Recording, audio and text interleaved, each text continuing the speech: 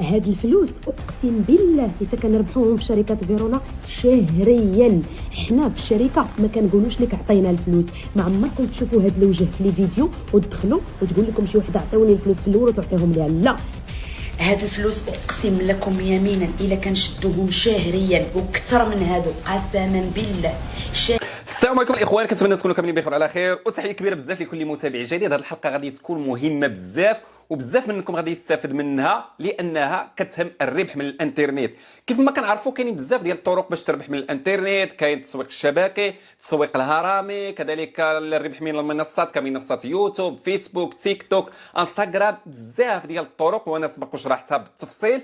ولكن في هذه الحلقه غادي نتكلم على شركه فيرونا اللي كتبيع المنتجات كوسميتيك او المنتوجات ديال التجميل، العكار، كذلك البوماده ديال الوجه، المواد ديال التنظيف، يعني بزاف ديال المنتوجات اللي كتبيع هذه الشركه. ولكن الحقيقه ديال هذه الشركات هذه كاين الربح، كاين المعقول، كاين الثقه، لان تيكون عندها مقر على ارض الواقع بحال اوريفلام، بحال بزاف ديال الشركات. ولكن المشكله ان دوك الناس اللي داخلين مع هاد فيرونا او اوريفلام يعني تيضخموا بزاف دوك الارباح. كيف ما قال مول الكاسكيطه وبين الفيديو، واحد السيده اللي كتنتمي لهاد الشركه هذه شاده في يدها كبه ديال الفلوس، راه تقريبا تما على ما بان لي انا شي 2 المليون او اكثر، تقول لك تدخلها شهريا.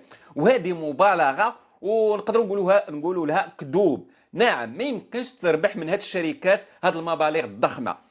غادي تربح، كاين الربح، ولكن بحال غير تيقطروا لك، كاين الربح ضعيف بزاف وعلى حساب المجهود ديالك، على حساب كيفاش دير انت تقنع داك الزبون. يعني خصك يكون عندك اسلوب ديال الاقناع، خصك تدق البيبان، خصك دير اشهارات تقيل 24 على 24 ساعه وانت في الانترنت تدير في الاشهار وشوف تشوف يعني، وتقدر تجمل داك المنتوج واخا يكون هذاك المنتوج لا علاقه، خصك انت تزينه، يعني تكذب شويه، يعني تحاول تبيع داك المنتوج باش ما كان، في التالي تدخل واحد المبلغ، واحد البركه. اما ديك المبالغ اللي بينت هذه السيده راه ما كاينش منها لا علاقه. ومول الكاسكيطه داكشي اللي قال راه صحيح وانا كنأيده 100%. بالنسبه لواش هذه الشركه تسويق هرمي، يعني تستخدم بنظام الهرم او بالتسويق الشبكي، لا، هذه نقطة زوينة في الشركات، ما عندهاش التسويق الهرمي، ما عندهاش التسويق الشبكي. شنو معنى التسويق الهرمي او الشبكي؟ انك ملزوم عليك تجيب واحد المجموعة ديال الناس. انت فاش كتدخل تعطي واحد المبلغ، تيقول لك خصك تدخل معنا مثلا 3000 درهم او 5000 درهم. وحنا شفنا في ماي واي، شفنا بزاف ديال الشركات اللي نصبت على المغاربه بالملاير وما ليها هربوا. هاد الشركات ديال التسويق الشبكي تيقول لك خصك تدخل بواحد المبلغ، ولكن ماشي غير هذاك المبلغ اللي كتدخل به، ضروري خصك تجيب واحد 10 ديال الناس. يقول لك خصك تجيب ضروري 10 ديال الناس، تكون شبكه. يعني فاش تجيب واحد 10 ديال الناس تاخذ من عليهم واحد المبلغ ديال المال، وهذوك الناس اللي تدخل حتى هما خصهم يجيبوا ناس واحد اخرى وهي غاليه. يعني الهرم تيكبر، وشكون الرابح الاكبر؟ هو اللي تيكون في راس الهرم، يعني مول الشركه، مول الفكره. يعني واحد 2 الناس او 3 هما اللي تيربحوا. اما في اسفل الهرم اللي عاد تيدخلوا جداد، دائما هذوك هما الخاسرين. لذلك بعدوا على هذه الشركات ديال التسويق الهرمي وكذلك التسويق الشبكي. اما بالنسبه لهذه الشركات ديال بحال اوريفلام، بحال هذا فيرونا، بزاف ديال الشركات اللي تتبيع منتوجات على ارض الواقع، هذه شركات معقوله ولكن الربح اللي ضعيف. المشكله ديالهم انهم تيخرجوا وتيوهموا الناس انهم كيربحوا بزاف، في حين انهم تيربحوا غير شويه، وعلى حساب المجهود ديالك وعلى حساب القدرات ديال الاقناع ديالك ديال الزبون. ومع ذلك ما توصلش الارباح لهذا الشكل هذا كيف ما تتبين هذه السيده، يعني هازه كبه ديال الفلوس في يديها وتقول انهم كيربحوا. هذه هي الحقيقه وهذا هو الواقع. الربح من الانترنت راه ما ساهلش، ماشي غير اجي ودخل هذه المبالغ في ليله، يعني في يوم وليله كيف ما تنقولوا.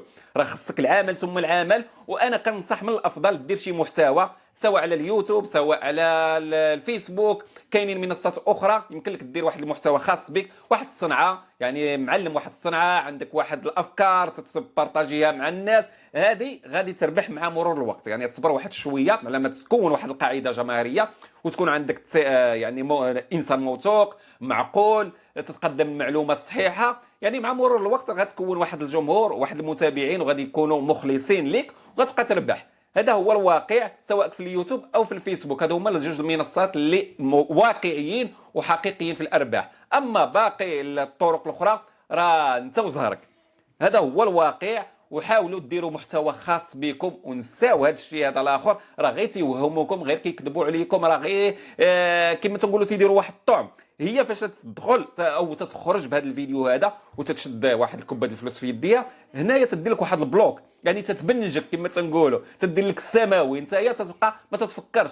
يعني انت فاش تشوف ديك الفلوس واش بصح اذا راه ما تكذبش، حيت هي مراه، حيت هي عندها وليدات، حيت هي يعني داك الشيء كامل راه لا علاقه بالواقع. كذلك هاد الشركات شنو تيديروا؟ لانني ديجا خدمت في هاد الشركات وشفت الحقيقه ديالهم. انا دائما فاش نتكلم على الربح او على شي طريقه ديال الربح راه تنتكلم من الواقع ديالي اللي عشته. هاد الناس شنو الطعم اللي تيديروا؟ بحال مثلا فاش تبغي انت تصيد واحد السمكه، ضروري تدير واحد الطعم في الصناره وتترمي وتتسنى، يعني السمكه تجي تاكل داك الطعم وتتصيدها، يعني تصدق انت اللي رابح. بحال هكاك هاد الشركات شنو تيديروا؟ الطعم اللي تيديروا تيشوفوا واحد جوج الناس او ثلاثه اللي دخلوا معاهم في الاول وتيخلصوهم مزيان، ولكن تيكونوا هذوك غير طعم، تيخلصوهم مزيان، تيقول لهم دخلوا خرجوا على الانترنت وديروا اشهار وقولوا هاد الشركه راه مزيانه، راه كتخلصنا مزيان، ولكن انت تتكون هو المشكل. والقضيه الاخرى انهم تيديروا مؤتمرات مثلا من شهر لشهر او من 3 شهور 3 شهور، تيكريو واحد الاوتيل تيكون كبير وتيخسروا فلوس صحيحه، تيجيبوا سربايه العباصير، تيجي داك مول الشركه بالكرافاطه وكذا، وتيجي شي واحد من المنتمين لهذيك الشركه وتيطلع على المنصه الميكروفون وتيبقى يهضر انايا كنت غير استاذ وخرجت من الوظيفه والحمد لله انايا تنخدم حر وتندخل مليون في الشهر. يعني تيدير واحد القصه مختلقه باش يعني يجذب الناس. وانت فاش يصيفط لك استدعاء واحد المؤثر او واحد الصديق فايت شايف هاد الشركه او خدم معاها، تيقول لك يلاه راك عندهم واحد المؤتمر او عندهم واحد الملتقى في الاوتيل، تتشوف غير الشخصيات في دوك الاوتيل، تتشوف العواصير، تيجي السرباين عمسي تيقول لك مرحبا خذ العصير اللي بغيتي، وداك الشيء كلاس وداك الشيء مجهد، يعني انت تدوخ تقول هذه راه شركه راه بصح والله الا راه عندهم الفلوس وراهم تيخلصوا مزيان. وتيطلع شي واحد تيمثل عليك تيقول لك انايا كنت فقير ودرت الطوموبيل ودرت الدار وتزوج، يعني تيأثروا عليك بهاد الافلام السينمائيه ديالهم، فهمتيني؟ انت يا صاحبي تتزرف تدخل تشري دوك المنتوجات. فاش تشري المنتوجات دابا هما اللي رابحين، انت تيوحلوا عندك هذوك المنتوجات، خصك ضروري تبيعهم.